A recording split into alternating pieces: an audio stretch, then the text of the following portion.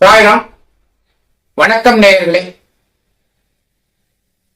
ஜோதிடத்துடைய ரகசியம், ஜோதிட நுணுக்கங்கள், ஜோதிட பாடம் என்று இந்த நிகழ்ச்சியை நாம் நடத்தி கொண்டு வருகிறோம். முன்பு சூரியனை பற்றியும் சந்திரனை பற்றியும் பேசினோம். இன்று செவ்வாயை பற்றி நாம் பார்க்க போகிறோம். இது உத்தரகால மிருதத்தில் பழமையான புத்தகத்தில் சொல்லப்பட்ட காரகத்துவம். செவ்வாய் என்றால் என்ன, செவ்வாய்க்கு என்னென்ன சொல்றாங்க அப்படிங்கிறத இப்ப நம்ம சொல்ல போறோம். இதை நாம் நுணுக்கமாக ஏன் சொன்னார்கள், எதற்காக இவ்வாறு சொல்கிறார்கள் என்பதை ஒரு விரிவாக்கமாக பார்க்க போறோம். அப்படி பார்த்தீங்கன்னா தான் உங்களுக்கு புரியும், எளிதாக புரிந்து கொள்ளலாம். மனப்பாடம் பண்ண முடியாது. இதை ஏன் சொல்றாங்க, எதுக்கு சொல்றாங்க அப்படின்னு இதற்கு தொடர்ந்து பார்க்கலாம். செவ்வாயுடைய குணங்கள்ல முதல்ல சொல்றதே வீரம். வீரம் செவ்வாய் தான். சார், நீங்க சூரியனுக்கும் வீரம் தானே சொன்னீங்க, அப்புறம் செவ்வாய்க்கு வீரம் சொல்றீங்களே, இதுல என்ன? சூரியன் தலைமை பண்புடைய வீரம், அவன் சொல்ற வீரம் வேறு. இந்த செவ்வாய் சூரியன் சொல்வதை கேட்டு நடப்பவன். இந்த செவ்வாய் இவனுடைய வீரம் படை தளபதி, படை வீரர்களுக்கு வரும். இந்த வீரத்தை அதிகப்படுத்துபவன் சூரியன். ரெண்டுக்கும் உள்ள வித்தியாசம் தான் புரிஞ்சுக்கங்க. செவ்வாய் மட்டுமே, படை வீரன் மட்டுமே வீரம் கொண்டு போய் சண்டை போட முடியாது. அந்த ஆண்டு எங்கிருந்து வரணும், அந்த கட்டளை எங்கிருந்து வரணும், சூரியன்ல இருந்து வரணும். அப்ப சூரியனுக்கு இந்த கிரகம் செவ்வாய் நட்பாக இருக்கணும். அப்பதான் இவங்க ரெண்டு பேரும் ஒன்னா வேலை செய்வாங்க. எதிரியா தான் மோதிப்பாங்க. அதனாலதான் சூரியனுக்கும் செவ்வாயும் நட்பாக கொண்டு போய் சூரியன் சொல்லக்கூடிய வீரத்தன்மை, கட்டளைகளை ஏற்று நடத்தக்கூடியவனாக இந்த செவ்வாயை கொண்டு செல்வார்கள். செவ்வாய் அதாவது கீழ்ப்படிதல், அவன் சொல்வதை கீழ்ப்படிந்து செய்பவன். அவனுடைய வீரமும் மிக மிக முக்கியம். எத்தனையோ படை தளபதிகளுடைய கதைகளை படித்திருக்கிறோம். எல்லாம் அந்த வீரம் தான். செவ்வாய் நிலம், அடிப்படை மண்ணை சார்ந்த நிலங்கள் எல்லாமே செவ்வாய் தான். அதான் நம்ம சொல்றோம், பிளாட்டு, இந்த இடம் நிலம் சொல்றோம் இல்லையா, அதெல்லாம் செவ்வாய்க்காரகன். செவ்வாய் நல்லா இருந்தா நிலம் வாங்கலாங்கிறாங்க இல்லையா. அதை பத்தி அப்புறம் பேசுவோம். நிலம் என்றால் அது செவ்வாயை சார்ந்ததாக இருக்கும். வலிமை, செவ்வாயுடைய வலிமை ஒரு சூரியனுக்கு இருக்கக்கூடிய வலிமைக்கு ஈக்குவலா இருக்கும். சில படை வீரர்கள் அரசனாகவே வந்திருக்கிறார்கள். ஹிட்லர் எடுத்துக்கங்களேன், அரசனாக ஒரு படை வீரனிலிருந்து வந்தவன் தான். அவனுடைய வலிமை, ஹிட்லருடைய வலிமை வந்தது.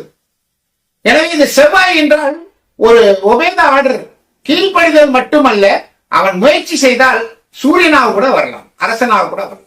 எனவே செவ்வாய் காரகத்துல வீரம், வலிமை.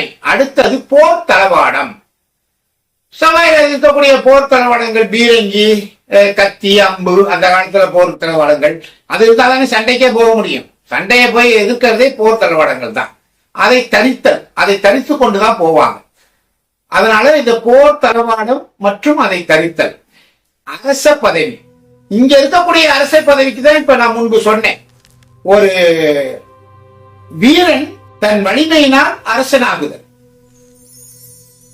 ஹிட்லர் உதாரணமா சொன்ன அந்த அரச பதவி. சூரியனுடைய அரச பதவி வேறு, செவ்வாயுடைய அரச பதவி வேறு. இவன் வலிமையினால் தான் வர முடியும். ஆண்மை இழப்பு, செவ்வாய் ஒரு காமத்துக்குரியவன். அந்த செவ்வாய் கொஞ்சம் வலிமை இழந்து இருந்தால் ஆண்மை இழப்பு ஏற்படும். அது மட்டும் இல்ல, செவ்வாய் இரத்த குருதிக்கு மிக முக்கியமானது. அதனாலதான் ஆண்மை இழப்புக்கு அது சொல்லப்படுகிறது. கல்வன், ஏன் கல்வனை செவ்வாய்க்கு சொல்றாங்க அப்படின்னா, இரவில மட்டுமல்ல பகல்லையும் கொஞ்சம் அதிகாரமாக மிரட்டி கொள்ளையடிப்பவன். யாருக்கும் தெரியாம, யாரையும் மிரட்டாம போய் திருடிட்டு வரவன் சனி.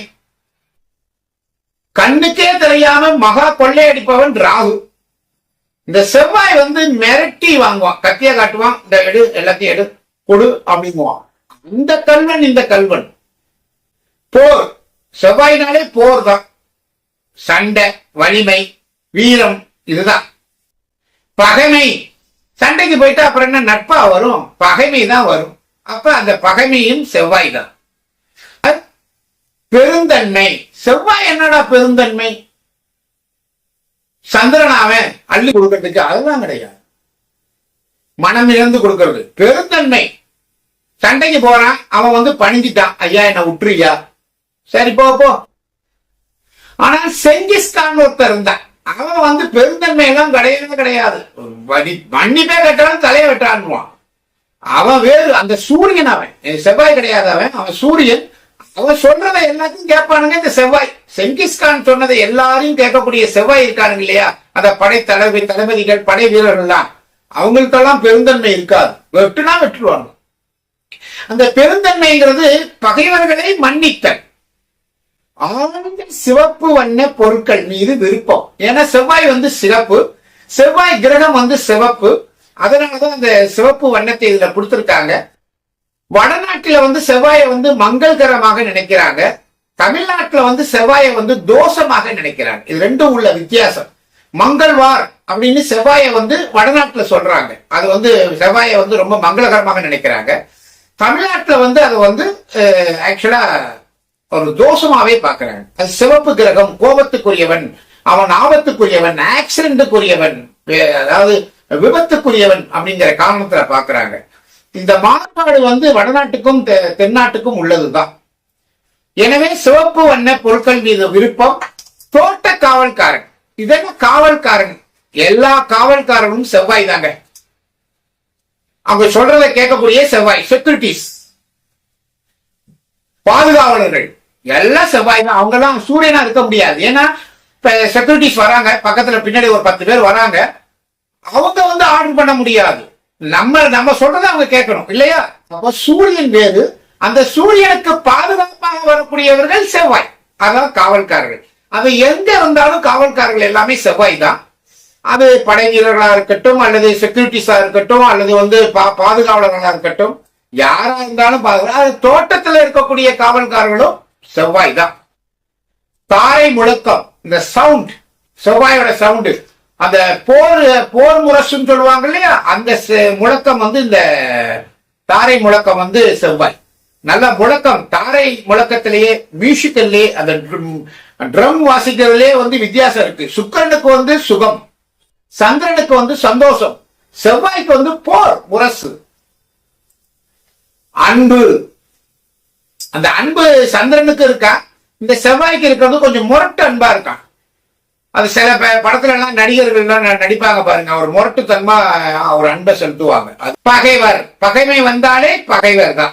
எப்படி அதை தொடர்பு படுத்தி கொண்டு வராங்கன்னு பாருங்க. அந்த செவ்வாய்க்கு காரகத்துவத்தை சொல்லும் பொழுது எப்படி தொடர்பு படுத்துறாங்க, எப்படி தொடர்பு படுத்தி கொண்டு வராங்கன்னு பாருங்க.